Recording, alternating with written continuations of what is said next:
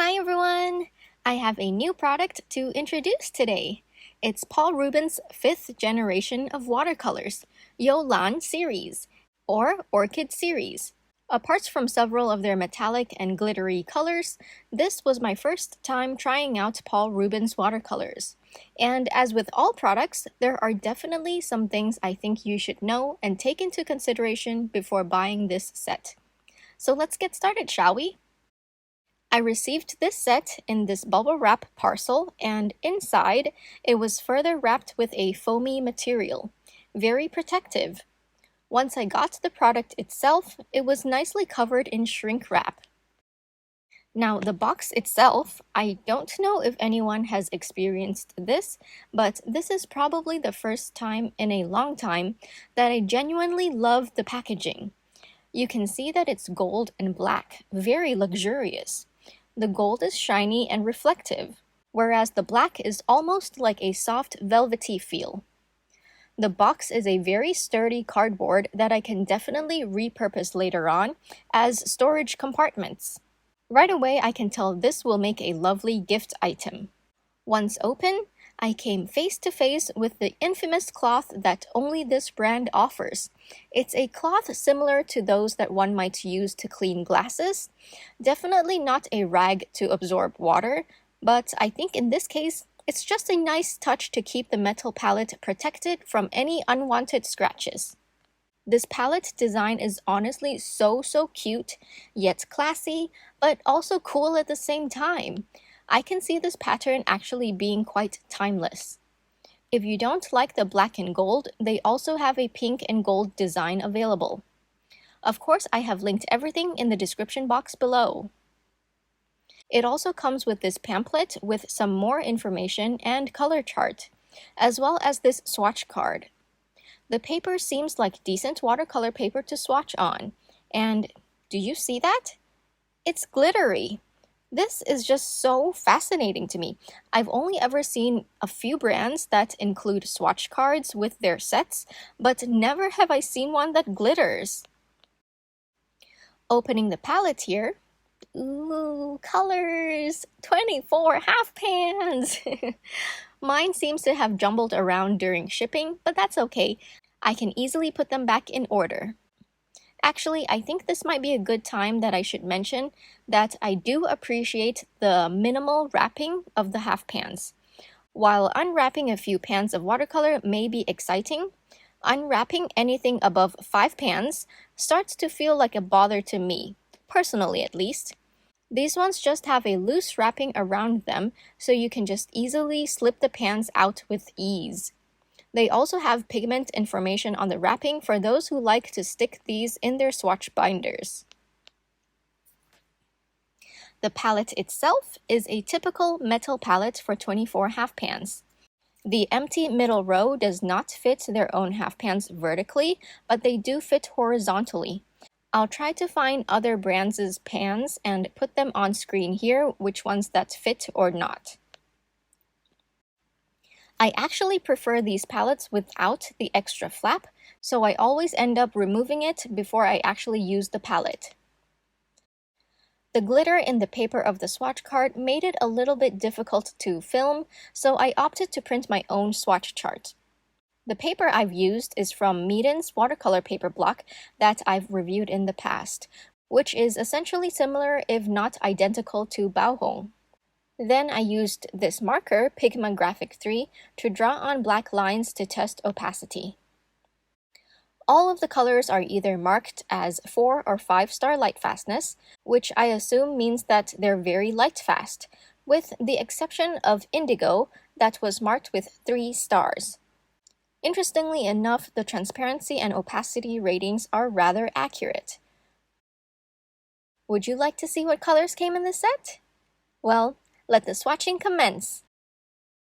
First up is Naples Yellow, made with PW6, PY53, and PBR24. I've actually been obsessed with the pigment PBR24, which is used to make a lot of Naples Yellow colors. So while this is a unique choice to come in a palette, I sure do appreciate it.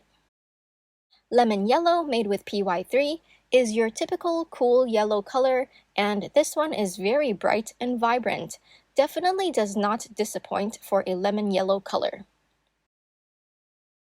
Cadmium yellow light made with PY35. I would say this would still lean towards being a cool yellow, though I did wish this was more of a middle yellow. As you'll see, we're moving right into a warm yellow. Chromium yellow hue deep made with PY65. If you're interested to put together a split primary palette, I think this one would be a great choice for your warm yellow. Chromium orange hue made with PO62. I'm not particularly fond of orange colors, but you'll see later on in my painting demo that this color mutes greens very well to create natural greens. Cadmium red light made with PR108. I would consider this the warm red of this palette. It's not yet a middle red, more like an orange red. PR179 Perylene Maroon. I was very surprised when I swatched this out. It's a lot more red than I'm used to with PR179s. This one definitely feels like a strong tinting reddish maroon, whereas from other brands, they're more brownish maroon. Quin Rose made with PV19. This one was rather disappointing, to be honest. I love all hues of PV19, whether they're gamma or beta, but this one, I struggle to find the right words. It's more like a crimson instead of PV19 that washes to a pinkish red. Quinacridone Maroon made with PV42. Oh, how can I not be excited about this one? I have been wanting to try this pigment for the longest time. I believe only Schmincke and Daniel Smith offer it, so it was such a joy to finally have been able to try this color. This could easily replace my quinacridone magentas. Dioxazine Violet made with PV23. Very standard, extremely strong tinting, and transparent blue violet. I don't use this color much myself, but it's a great go-to color to mix super dark darks. Indigo made with PB15:1 and PB66. That's phthalo blue and synthetic indigo. This is the only color marked with 3-star light fastness, and now I don't use indigo much myself, but does this maybe look like a Payne's Gray? French Blue made with our standard ultramarine blue pigment, PB29. This one does granulate, but I feel like it's more of a fine to medium granulation, not very obvious. We're halfway there! Here is Berlin Blue made with PB27, which is our typical standard Prussian blue. I like to use this as a base to easily mix an indanthrone blue color. Phthalo Blue PB15:3. This is our typical phthalo blue green shade. And if you know me, you know this is my favorite pigment ever, PB16 Phthalo Turquoise. I tried to pack on the pigment in the mass tone there, but I wasn't able to get to an almost black like Holbein and Winsor&Newton. This PB16 is more like Da Vinci's and Daniel Smith's. Oriental Green PG7, also known as Phthalo Green Blue shade, this is a powerful color that I mix with a warm red to get a dark black. May Green made with PY151 and PG7. This one is a yellow green, bright, vibrant, feels like spring is near. Cobalt Turquoise Dark PG26. Now, this color is normally very expensive, so I was quite intrigued that Paul Rubens included this. Personally, I need to have a granulating turquoise in my signature palette of 12, so while this leans a little more green and muted, I'm beyond happy this was included. Olive Green Dark, made with PO62 and PG7. I'm quite particular with my greens that I like, and well, this one doesn't particularly tickle my feathers. Earth Yellow PY42. This does seem to granulate, but the effect doesn't show up after drying. It's pretty much our typical yellow ochre. Moving on to Burnt Sienna, PR101 and PBK9. This one I'd say is very similar to Winsor&Newton's Burnt Sienna. It's more like a transparent red oxide.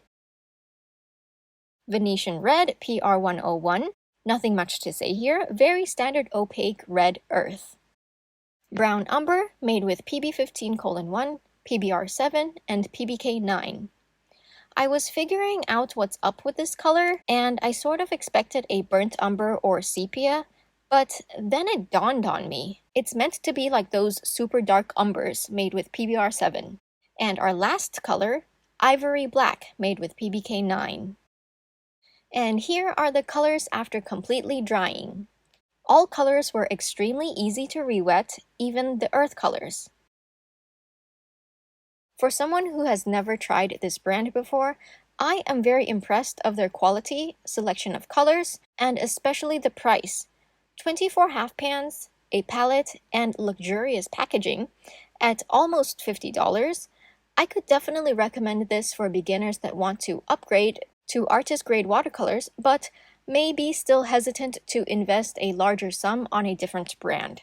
What made me so interested in this set is that these three pigments were included: PV42, PB16, and PG26. I don't think I've seen all of these three expensive pigments all in a set for this price. Definitely gave me a mind-blown moment. I'm calling this the new Holy Grail palette for beginners because I absolutely love that there are a few legit granulating colors in this set that beginners could experiment with. Although it's important to learn mixing with a limited palette, I certainly appreciated having a wide selection of colors to play with as a beginner as well. That said, it's not only for beginners. I'm sure experienced watercolorists would enjoy this in their collection as well.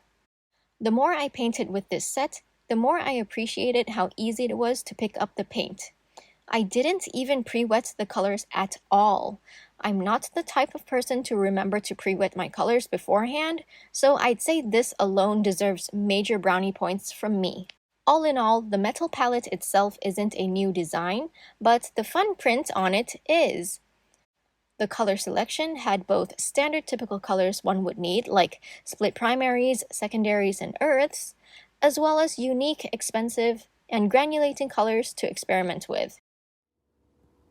I don't know about you, but I'm definitely going to be putting this on my holiday gift list.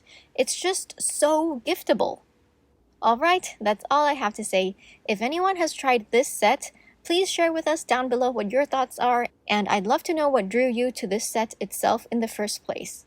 As always, thank you so much for watching, everyone. Don't forget to drink lots of water and stay hydrated.